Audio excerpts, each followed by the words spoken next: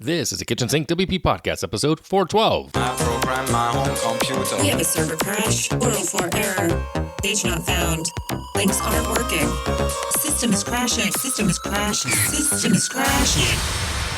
Your old HTML website. Barely alive. We have the technology. We have WordPress. A new website. Better than it was before. Better. Stronger. Faster.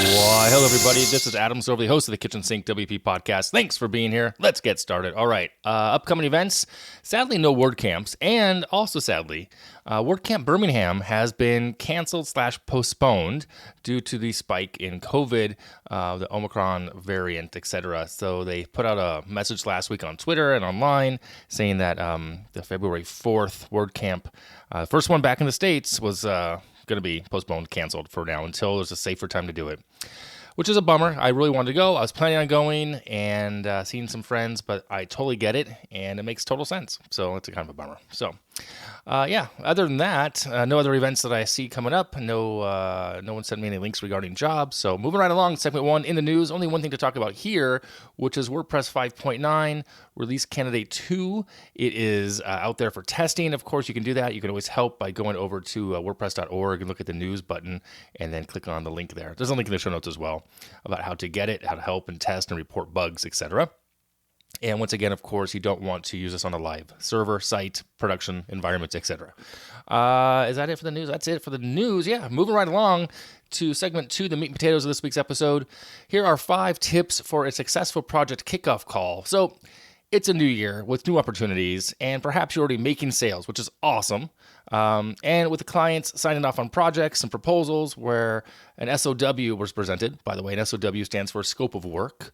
Well, what's next? Well, it's what I call the project kickoff call. Many people call it the same thing. I didn't coin that term.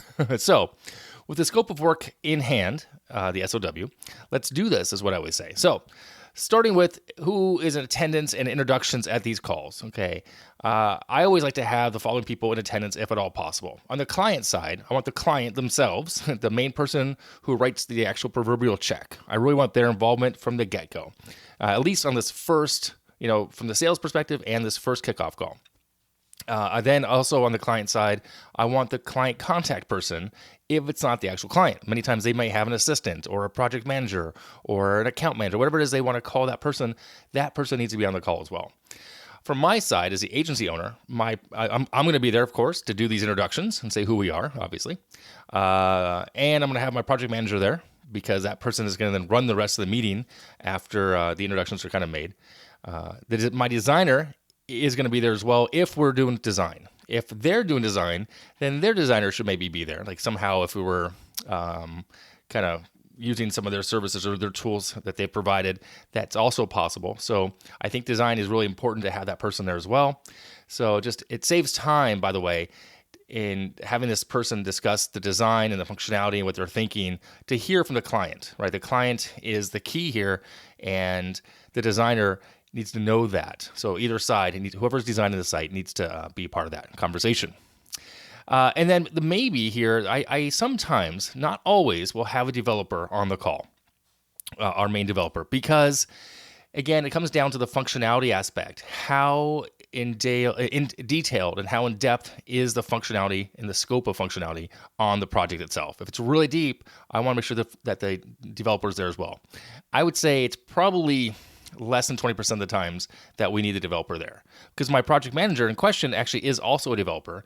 And so that person, in this case, Sally, she can go ahead and take the notes and, and accordingly segment it out and delegate out parts of it to our other developer and maybe take on some of it for herself, again, based on the project as a whole. So that's who needs to be there after introductions and attendance, etc. Moving from there, the next thing we do is we discuss. I usually then hand off the project. I do the introductions, best I can as the owner, agency owner, and then the PM On our end, we'll then go over the next couple of things. And those other things are starting with the project purpose. Now, this might be restating what's in the SOW, but that's okay because it puts the client at ease and confirms that you're actually all on the same page because things shift and things change, right? And if there's been any questions from your team as the agency or their team that's been offline, that was maybe there was a time frame between when the proposal was signed, you can get those out in the open and ask the questions. Additionally, it's okay to ask the client if they have any questions as well from us regarding whatever it may be. And they may actually ask questions that we're about to discuss as well, which they oftentimes do. And then the next thing is after the project purpose is re-engaged and confirmed, we talk about the project timeline. This is an overview of what's to be expected, to be delivered, and when and by who. And it can be as detailed or as light as needed for the project. There are some people who go into every detail every week, every day. So day, week, months. Some people just go into overall like 2 to 4 weeks, but that kind of thing. After that, we talk about deliverables, the actual items that you will send your customer or client for review. And they will also make sure that they need to get you deliverables too if they're providing, graphics and logos and content. So how's that work out? And then after that, which makes the most sense, I think, in the items of discussion would be the tools and methods of communications from here on out. In my experience, clients may not really care too much about what tools you're using, but they want to know that something is being used to share about updates in a calendar because it's going to show that you do this for a living. It's going to show professionalism versus just like shooting off a random email.